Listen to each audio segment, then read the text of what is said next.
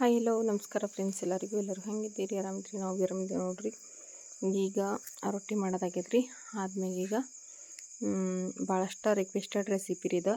ಭಾಳಷ್ಟು ದಿನದಿಂದ ಕಮೆಂಟ್ಸ್ ಹೊಂಟಿತ್ತು, ಈ ರೆಸಿಪಿ ಮಾಡ್ಬೇಕಕ್ಕ ಅಂತೇಳಿ, ಮಾಡ್ರಿ ಅಕ್ಕ ಅಂಥೇಳಿ. ಮತ್ತು ಫೋನ್ ಸಮೇತ ಹಚ್ಚಿ ಕೇಳಿದ್ರಿ ನಮ್ಮ ಸಬ್ಸ್ಕ್ರೈಬರ್ ಒಬ್ಬರು.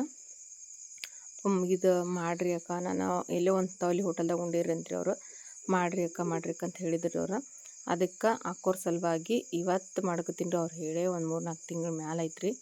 ಇವತ್ತು ಅವ್ರ ಸಲುವಾಗಿ ಅಂತೇಳಿ ಈ ರೆಸಿಪಿ ಮಾಡಕತ್ತೀನಿ. ಅದಕ್ಕೀಗ ನಾನಿಲ್ಲಿ ಶೇಂಗಾ ಬೀಜನ ಹುರಿಲತ್ತೀನಿ ರೀ. ಚಂದ ಕಣ್ಣು ಬೀಳು ಹಂಗೆ ಶೇಂಗಾ ಬೀಜನ ಹುರಿದ ತೊಗೊಲತ್ತೀನಿ ರೀ.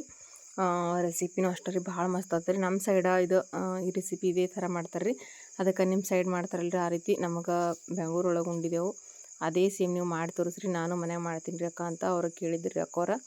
ಅದಕ್ಕೆ ಮಾಡಕತ್ತೀನಿ. ಇವಾಗ ಕಾರೆಳ್ಳು ನೋಡ್ರಿ, ಕಾರೆಳ್ಳು ಅಂತಾರೆ ಮತ್ತು ಗುರೆಳ್ಳು ಅಂತಾರಲ್ರಿ, ನಾವು ಕಾರೆಳ್ಳು ಅಂತೇಳಿ ಕರಿತೇವೆ. ಈಗ ಶೇಂಗಾ ಬೀಜ ಹುರ್ಕೊಂಡ್ಮೇಲೆ ಅದೇ ಹಂಚಿಗೆ ನಾನೀಗ ಕಾರೆಳ್ಳನ್ನ ಹುರಿಲಿಕತ್ತೀನಿ ರೀ. ಕಾರೆಳ್ಳೂ ಅಷ್ಟೇ ರೀ, ಸ್ವಲ್ಪ ಚಟಪಟ ಅನ್ನುವಂಗೆ ಹುರ್ಕೋಬೇಕು ರೀ. ಮತ್ತು ಜಾಸ್ತಿ ಹುರಿಬಾರ್ದು, ಯಾಕಂದ್ರೆ ಕಾರೆಳ್ಳು ಅದು ಭಾಳ ಜಲ್ದಿ ಹೊತ್ತಿ ಬಿಡ್ತಾವೆ ರೀ. ಶೇಂಗಾ ಬೀಜ ಅಂತಂದ್ರೆ ಒಂದು ಸ್ವಲ್ಪ ಹೊತ್ತು ಬಿಟ್ಟರೆ ನಡೀತದೆ. ಆದ್ರೆ ಕಾರೆಳ್ಳು ಅಂತಂದ್ರೆ ಪಟ್ ಅಂತ ಹೊತ್ತಿ ಬಿಡ್ತಾವೆ ರೀ. ಅದಕ್ಕೆ ಉರಿ ಒಂದು ಸ್ವಲ್ಪ ಕಡಿಮೆ ಮಾಡಿನ ಹುರಿದ್ಬಿಟ್ಟು ತೊಗೋಬೇಕು ರೀ. ಈಗ ನಾನಿಲ್ಲಿ ಮೊದಲು ಕಾರೆಳ್ಳು ಮತ್ತು ಶೇಂಗಾ ಬೀಜ ಹುರ್ಕೊಂಡು ಒಂದು ಸ್ವಲ್ಪ ನಾಷ್ಟ ಮಾಡಿದ್ರೆ ಇದಂತ ಅಂದ್ಕೊಂಡ್ರಿ. ಜೋಳದ ರೊಟ್ಟಿ ಭೀ ಮಾಡಿ ಇಟ್ಟೀನಿ ರೀ ಈಗ.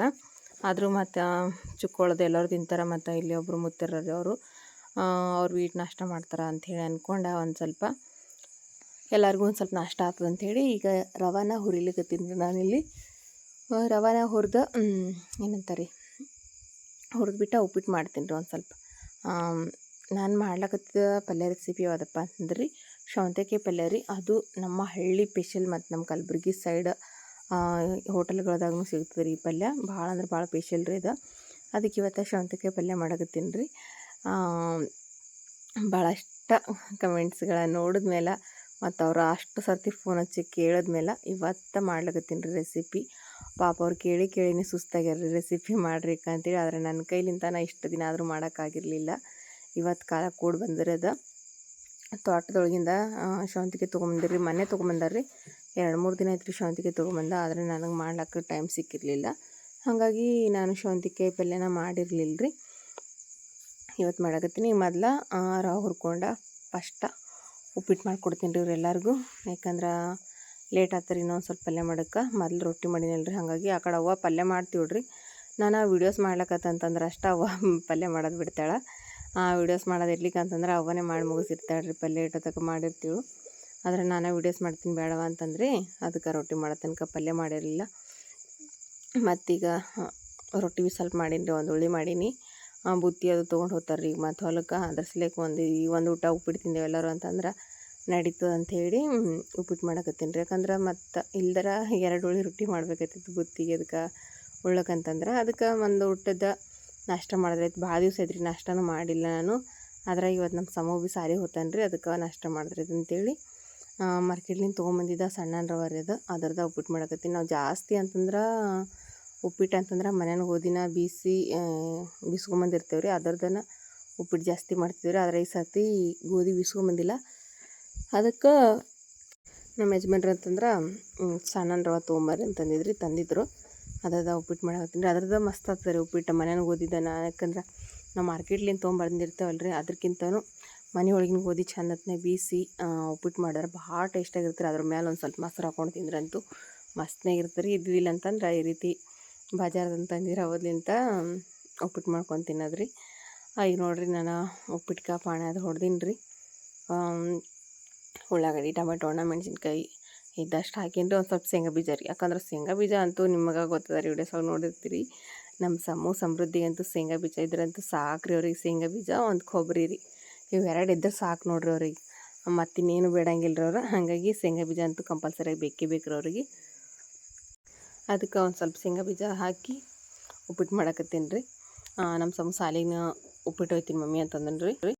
ಒಂದು ಸ್ವಲ್ಪ ಸಾಲಿಗೆ ಒಂದು ಟಿಫನ್ ಆದಾಗ ಒಂದು ಸ್ವಲ್ಪ ಉಪ್ಪಿಟ್ಟು ಹಾಕಿ ಒಂದು ಟಿಫನ್ದಾಗ ಒಂದು ಸ್ವಲ್ಪ ರೊಟ್ಟಿ ಅದಕ್ಕೆ ಕಟ್ಬೇಕಲ್ತೀನಿ ರೀ. ಯಾಕಂದ್ರೆ ಇವತ್ತು ಫಸ್ಟ್ ಅದ ರೀ, 2-3 ತಿಂಗಳ ದಿನ ಮನೆಗೆ ಇದ್ದನು. ಅದಕ್ಕೆ ಏನೇ ಕುಣಲ್ನಕ್ರಿ, ಉಪ್ಪಿಟ್ಟು ಉಣ್ಣಂಗೈತಂದ್ರೆ ಉಪ್ಪಿಟ್ಟು ಉಣ್ತಾನೆ, ಇಲ್ಲಾಂದ್ರೆ ರೊಟ್ಟಿ ಉಣ್ಣಂಗದ್ರೆ ರೊಟ್ಟಿ ಉಣ್ತಾನೆ. ಅದಕ್ಕೆ ಎರಡೂ ಮಾಡಿದ್ರೆ ಐತೆ ಅಂತ ಅಂದ್ಕೊಂಡು ಮಾಡಿ ನೋಡ್ರಿ ಇವತ್ತು ಏನು ಮಾಡಿದ್ರಿ. ಈಗ ಉಪ್ಪಿಟ್ಟೆಲ್ಲ ಮಾಡೋದಾಯ್ತು ರೀ. ಆದಮೇಲೆ ಇಲ್ಲೇ ಉಪ್ಪಿಟ್ಟು ಹಾಕ್ಕೊಡಕತ್ತೀನಿ ರೀ ಅವರಿಗೆಲ್ಲರಿಗೆ. ಇಲ್ಲೇ ಒಬ್ಬರು ಮುತ್ತೇರು ಇರ್ತಾರೆ ರೀ, ಅವರ ಹೊಲ್ದಾಗ ಕೆಲಸ ಮಾಡ್ತಿರ್ತಾರೆ. ಅವ್ರಿಗೆ ಉಪ್ಪಿಟ್ಟು ಹಾಕ್ಕೊಟ್ರೆ ಅವರಿಗೆ ತೊಗೊಂಡು ಹೋದನ್ರಿ ನಮ್ಮ ಸಮ್ಮ ಕೊಡಕ್ಕೆ ಹೋಗ್ಯಾನ. ಇನ್ನು ಯಜಮಾನ್ರು ಬಂದಿಲ್ಲ, ಯಜಮಾನ್ರು ಬಂದಮೇಲೆ ನಾವು ಎಲ್ಲರೂ ತಿಂತೇವ್ರಿ ಉಪ್ಪಿಟ್ಟು. ಹುಡುಗರಿಗೆ ಭೀ ಹಾಕ್ಕೊಡ್ಲಕತ್ತೀನಿ, ಅವರು ತಿಂತಾರೆ ರೀ. ಅಂದ್ರೆ ನಮ್ಮ ಸಮ್ಮು, ಸಮೃದ್ಧಿ, ಚೆನ್ನಮ್ಮ ಎಲ್ಲರಿಗೆ ಹಾಕ್ಕೊಡ್ಬೇಕು ರೀ. ಮತ್ತು ಚೆನ್ನಮ್ಮ ಯಾರು ರೀ ಅಕ್ಕ, ನಿಮ್ಮ ಮಗಳೇನ್ರಿ ಯಾರು ರೀ ಅಂತ ಎಲ್ಲರೂ ಕೇಳಾಕತ್ತಿದ್ರಿ. ಚೆನ್ನಮ್ಮ ಅಂತಂದ್ರೆ ರೀ ನಮ್ಮ ತಂಗಿ ಮಗಳು ರೀ, ಬಡ್ದಾಳ್ಕಿರ್ತಾಳ್ರಿಕಿ. ಯಾಕಂದ್ರೆ ಒಂದು 5 ವರ್ಷ ತನಕ ನಂಬಲಕ್ಕೆ ದೊಡ್ಡ್ರಿಕಿ. 1.5 ವರ್ಷದಕ್ಕೆ ಇರ್ಬೇಕಾದ್ರೆ ಬಂದಾಕಿ 5 ವರ್ಷ ತನಕ ನಂಬಲಕ್ಕೆ ದೊಡ್ಡ್ರಿ ನಮ್ಮ ಚೆನ್ನಮ್ಮ. ಯಾಕಂತಂದ್ರೆ ನಮಗೆ ಅವಾಗ ಮಕ್ಕಳು ಇದ್ದಿರಲಿಲ್ಲ ರೀ. ಆ ಟೈಮ್ನಾಗ ನಂಬಲಕ್ಕೆ ದೊಡ್ಡ್ರಿಕಿ 1 ವರ್ಷದಕ್ಕೆ ಇರ್ಬೇಕಾದ್ರೆ ನಂಬಲೆ ತಂದು ಇಟ್ಕೊಂಡಿದ್ರಿ ನಾನು ಆಕಿಗೆ. ಈಗ ಅಷ್ಟೇ ಅಂತಂದ್ರೆ ಯಾಕಂದ್ರೆ ನಮ್ಮ ತಂಗಿಗೆ ಭೀ ಇರೋದೈಕಿ ಒಬ್ಬಕ್ಕೆ ಹೆಣ್ಮಗಳು ರೀ, 2 ಗಂಡ್ಸು ಮಕ್ಕಳು ರೀ ಅವ್ರ. ಅವರಿಗೂ ಬಿಟ್ಟು ಇರೋದಾಗವಲ್ರಿ. ಈಗ ನಿಮಗೂ ಮಕ್ಕಳಾಗ್ಯಾವ, ನಾನು ಕರ್ಕೊಂಡು ಹೋಗ್ತೀನಿ ಅಂತೇಳಿ ಅಲ್ಲೇ ಸಾಲಿಗೆ ಹಚ್ಚಾರ್ರಿ ಈಗಿಗೆ. ಇಲ್ಲೇ ಸಾಲಿಗೆ ಹಚ್ತೀವಿ ಅಂತಂದ್ರೆ ಬ್ಯಾಡ ಅಂತೇಳಿ ಅಲ್ಲಿ ಅವ್ರ ಊರಾಗೆ ಸಾಲಿಗೆ ಹಚ್ಚಾರಲ್ರಿ, ಅಲ್ಲಿ ಇರ್ತಾಳೆ. ಅದ್ರ ಸಾಲಿ ಸುಟ್ಟಿ ಕೊಟ್ಟಿದ ತಕ್ಷಣ ನಮ್ಮಲ್ಲೇ ಕೂಡಿ ಬರ್ತಾಳ್ರಿ ಆಕಿ. ಯಾಕಂದ್ರೆ ನಾವು ಅಂತಂದ್ರೆ ಅಷ್ಟು ಇಷ್ಟ ರೀ ಆಕಿಗೆ. ಮತ್ತು ನಮ್ಮ ಯಜಮಾನ್ರಿಗೆ ಭೀ ಅಷ್ಟೇ ರೀ, ಆಕಿ ಅಂತಂದ್ರೆ ಭಾಳ ಇಷ್ಟ ರೀ. ಆಕಿಗೆ ಸಾಲಿ ಸುಟ್ಟಿ ಕೊಟ್ರೆ ಸಾಕ್ರಿ, ಮೊದಲು ಕರ್ಕೊಂಬರ್ತಾರೆ ಅವ್ರು.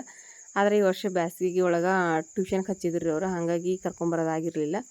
ಮೊನ್ನೆ 30 ತಾರೀಕಿಗೆ ಟ್ಯೂಷನ್ ಮುಗಿದ್ರಿ. ಮುಗಿದ್ಮೇಲೆ 1-2 ದಿವಸ ಅರಗಿದ್ದು ಹೋಗ್ತೀನಿ ನಾನು, ಬರ್ರಿ ಬಂದು ಕರ್ಕೊಂಡು ಹೋಗ್ರಿ ಪಪ್ಪ ಅಂತಂದೋಳ್ರಿ. ಮತ್ತು ಯಜಮಾನ್ರು ಹೋಗಿ ಕರ್ಕೊಂಬಂದಾರಿ. ನಮ್ಮ ತಂಗಿ ಮಗಳ್ರಿ, ಆದ್ರೆ ಆಕಿನ ನಮ್ಮ ಮಗಳ್ರಿ, ದೊಡ್ಡ ಮಗಳು ಅಂತಾನೆ ಹೇಳ್ಬೋದು ರೀ ನಮ್ಗೆ.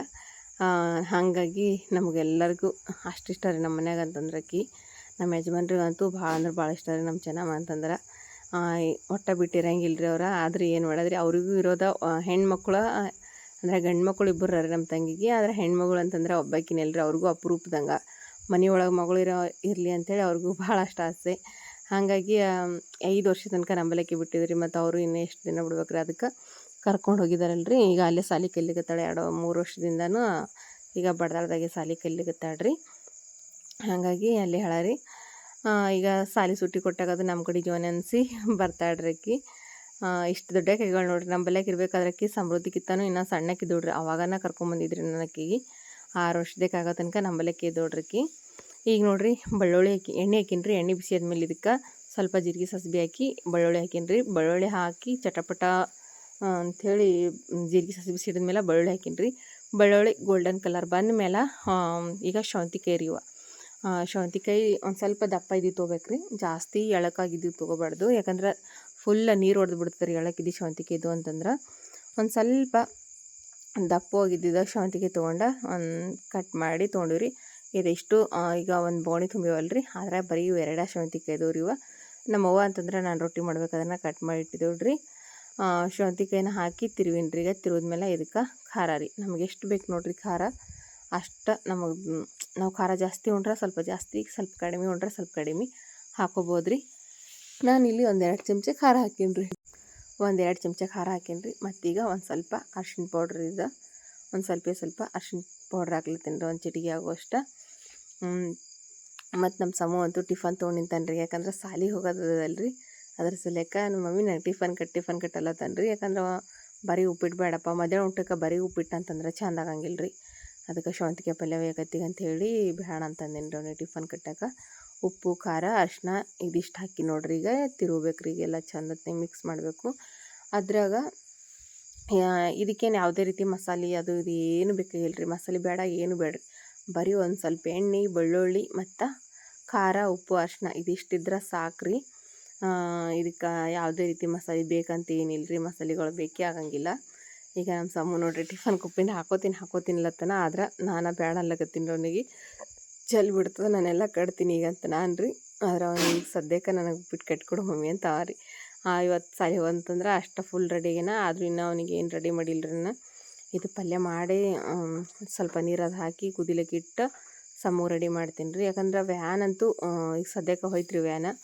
ಮತ್ತು ಇವತ್ತು ಫಸ್ಟ್ ದಿನ ಅದಲ್ರಿ, ಅದಕ್ಕೆ ನಾನು ಯಜಮಾನ್ರು ಹೋಗಿ ಸ್ವಲ್ಪ ಬೇರೆ ಸಾಲಿಗೆ ಹಚ್ಚಿದ್ದೇವೆ ರೀ ನನಗೆ. ಅದಕ್ಕೆ ಮತ್ತು ಹೋಗಿ ಅಡ್ಮಿಷನ್ ಅದು ಮಾಡಿಸಿ ಬರಬೇಕು. ಅದ್ರ ಸಲ್ಯಾಕ ಲೇಟ್ ಆದರೆ ಆಗಲ್ದಕ್ಕೆ ಎಲ್ಲ ಅಡುಗೆ ಮುಗಿಸ್ಕೊಂಡು ಹೋದ್ರೈತೆ ಅಂಥೇಳಿ ಕಳಿಸಿಲ್ರಿ ಅವ್ನಿಗೆ ವ್ಯಾನಿಗೆ ಸಮ್ಮುಗೆ. ಈಗ ನಾನು ಟಿಫನ್ಕಂತಂದ್ರೆ ಉಪ್ಪಿಟ್ಟು ಹಾಕ್ಬೇಕಂತ ಅಂದ್ಕೊಂಡ್ರಿ. ಇನ್ನು ಭಾಳ ಗರಮ್ ಅದ ರೀ. ಈಗ ಭಾಳ ಗರಮ್ ಅಂದು ಹಾಕ್ತೀವಿ ಅಂತಂದ್ರೆ ಫುಲ್ ನೀರು ಬಿಡ್ತದೆ ರೀ ಉಪ್ಪಿಟ್ಟೆಲ್ಲ. ಅರ್ಸ್ಲಾಕ ಬ್ಯಾಡ ನಿಂದ್ರಪ್ಪ ತಣ್ಣಗಾಲಿ ಅಂತ ಹೇಳಿ ಕಿಸಿಂದ್ರೆ ಆಟೆ ಇಟ್ಟಿನ್ರಿ. ಅದು ಇಟ್ಟೀಗ ಇದು ಸೌಂತಿಕಾಯಿನ ಈ ರೀತಿ ಚಂದ ತಿರುಗಬೇಕು ನೋಡ್ರಿ. ಖಾರ ಉಪ್ಪು ಎಲ್ಲ ಹಾಕಿದೇವಲ್ರಿ, ಹಾಕಿದ್ದ ಸೌಂತಿಕಾಯಿ ಈ ರೀತಿ ಚಂದ ಹೊತ್ನಾಗಿ ತಿರುಗಿಬಿಟ್ಟು ತೊಗೋಬೇಕ್ರಿ ಇದು. ಈಗ ಉಪ್ಪಿಟ್ಟೆಲ್ಲ ಒಂದು ಸ್ವಲ್ಪ ತಣ್ಣಗಾದ್ಮೇಲೆ ಒಂದೇ ಟಿಫನ್ಗೆ ಒಂದು ಸ್ವಲ್ಪ ಹಾಕ್ಲತ್ತೀನಿ ರೀ ಉಪ್ಪಿಟ್ಟು. ನಾನು ಮಧ್ಯಾಹ್ನ ಊಟಕ್ಕೆ ಚಂದ ಇರಲ್ರಿ ಅದು ಉಪ್ಪಿಟ್ಟು, ಎಲ್ಲ ಗಂಟು ಆಗಿಬಿಟ್ಟಿರ್ತದೆ. ಬಿಸಿ ಬಿಸಿ ಇರಬೇಕಾದ್ರನ್ನ ಚಲೋ ರೀ ಉಪ್ಪಿಟ್ಟು. ಯಾವಾಗೂ ತಣ್ಣಗೈತಂದ್ರೆ ಉಪ್ಪಿಟ್ಟು ಟೇಸ್ಟ್ ಆಗಿರಂಗಿಲ್ಲ. ಅದಕ್ಕೆ ಮತ್ತೆ ತಣ್ಣಗೆ ಆಗ್ತದೆ ಸುಂಬ್ಯಾಡ ಅಂತೇಳಿ ಒಂದು ಟಿಫನ್ದಾಗ ಒಂದು ಸ್ವಲ್ಪ ಹಾಕೀನಿ ರೀ. ಒಂದು ಸ್ವಲ್ಪ ರೊಟ್ಟಿ ಕಟ್ತಂತಂದ್ರೆ ಅವ್ನಿಗೆ ಯಾವ್ದು ಇಷ್ಟ ಬರ್ತದೆ ಅದನ್ನು ತಿಂದು ಬರ್ತಾನೆ ರೀ. ಉಪ್ಪಿಟ್ಟು ಇಷ್ಟ ಆದ್ರೆ ಉಪ್ಪಿಟ್ಟು ತಿಂತಾನೆ, ರೊಟ್ಟಿ ಇಷ್ಟ ಆದ್ರೆ ರೊಟ್ಟಿ ಉಣ್ತಾನೆ ಅಂಥೇಳಿ ಉಪ್ಪಿಟ್ಟು ಒಂದು ಪ್ಯಾಕ್ ಮಾಡೀನಿ ರೀ. ನಾ ಪಲ್ಯನ ಕುದಿಬೇಕು ರೀ ಇದು. ಈಗ ಇದಕ್ಕೆ ನಾವು ನೀರಂತೂ ಎಷ್ಟು ಬೇಕು ನೋಡಿರಿ ಅಷ್ಟು ನೋಡ್ಕೊಂಡು ನೀರನ್ನು ಹಾಕೋಬೋದು ರೀ. ಯಾಕಂದ್ರೆ ಜಾಸ್ತಿ ತೆಳುವಾಗಿ ಮಾಡಿದ್ರೆ ಅಷ್ಟೊಂದು ಟೇಸ್ಟ್ರಾಗಿ ಅನ್ಸಂಗಿಲ್ಲ ರೀ. ಅದಕ್ಕೆ ಒಂದು ಸ್ವಲ್ಪ ನೀರು ಕಡಿಮೆನೇ ಹಾಕೋಬೇಕ್ರಿ ಆದಷ್ಟು. ಯಾಕಂತಂದ್ರೆ ಸೌಂತಿಕಾಯಿ ಇದು ಒಳಗೆ ನೀರಿನ ಅಂಶ ಭಾಳ ಜಾಸ್ತಿ ಇರುತ್ತೆ ರೀ ಸೌಂತಿಕಾಯಿಗೆ. ಹಾಗಾಗಿ ಸ್ವಲ್ಪ ನೀರು ಕಡಿಮೆನೇ ಹಾಕೋಬೇಕ್ರಿ. ನೀರಿನ ಅಂಶ ಜಾಸ್ತಿ ಇರೋದ್ರಿಂದ ನೀರು ಜಾಸ್ತಿ ಬೇಕಲ್ರಿ ಕುದಿಲಕ್ಕೆ. ಇಲ್ಲೇ ನಾನು 1 ಗ್ಲಾಸ್ ಆಗೋಷ್ಟು ನೀರನ್ನು ಹಾಕ್ಕೊಂಡೀನಿ ರೀ. ಯಾಕಂದ್ರೆ ಕುದಿಬೇಕಾದ್ರೆ ನೀರು ಸುಡ್ತಾವೆ ಮತ್ತು ಅದರೊಳಗಿನ ಹಿಂಡಿ ಅದು ಇದು ಹಾಕೋವ ರೀ, ಅವಾಗ ಗಟ್ಟಿ ಆಗಿಬಿಡ್ತಾರೆ ಇಲ್ದ್ರ ಪೂರ್ತಿ. ಅದ್ರ ಸಲಕ ಈಗ 1 ಗ್ಲಾಸ್ ನೀರು ಹಾಕೀನಿ ರೀ. ಈಗ 1 ಗ್ಲಾಸ್ ನೀರು ಹಾಕಿದ್ಮೇಲೆ ಒಂದು ಸ್ವಲ್ಪ ಹೊತ್ತು ಬಿಡ್ಬೇಕು ರೀ. ಇದು ಅಷ್ಟು ಕುದಿಲಿಕ್ಕೆ ಬಿಡ್ಬೇಕು ರೀ, ಕುದಿ ಬರ್ಲಿಕ್ಕೆಲ್ಲ ಬಿಟ್ಬಿಡ್ಬೇಕು ರೀ. ಈಗ ನಾವು ಹಿಂಡಿ ಅದು ಏನೋ ಹಾಕ್ಬಾರ್ದ್ರಿ ಇಷ್ಟು ಜಲ್ದಿ. ಯಾಕಂತಂದ್ರೆ ನೀರು ನಾವು ಕಡಿಮೆ ಹಾಕಿರ್ತೀವಲ್ಲ ರೀ, ಹೊತ್ತೋ ಚಾನ್ಸ್ ಇರ್ತದೆ ರೀ. ಹಿಂಡಿ ಹಾಕಿದ ತಕ್ಷಣ ಗಟ್ಟಿಯಾಗಿ ಹೊತ್ತು ಬಿಡ್ತಾರೆ ರೀ, ಮತ್ತು ಅವ ಸೌಂತಿಕಾಯಿ ಏನೋ ಕುದ್ದಿರಂಗಿಲ್ಲ ರೀ. ಹಾಗಾಗಿ ನೀರಿನಾಗನ ಒಂದು ಸ್ವಲ್ಪ ಕುದ್ದು ಅಂತಂದ್ರೆ ಆಮೇಲೆ ನಾವು ಹಿಂಡಿ ಹಾಕಿದ್ರೆ ಗಟ್ಟಿ ಆಗ್ತದೆ ರೀ. ಈಗ ಮೊದಲ ಹಿಂಡಿ ಹಾಕಿದೆವು ಅಂತಂದ್ರೆ ತಳ ಹೊತ್ತದ ರೀ, ಅದು ಬೊಗಣಿ ತಳ ಎಲ್ಲ ಹೊತ್ತಿ ಬಿಡ್ತದೆ. ಹಾಗಾಗಿ ನಾನೀಗ ಹಿಂಡಿ ಅಂತೂ ಹಾಕಿಲ್ಲ ರೀ.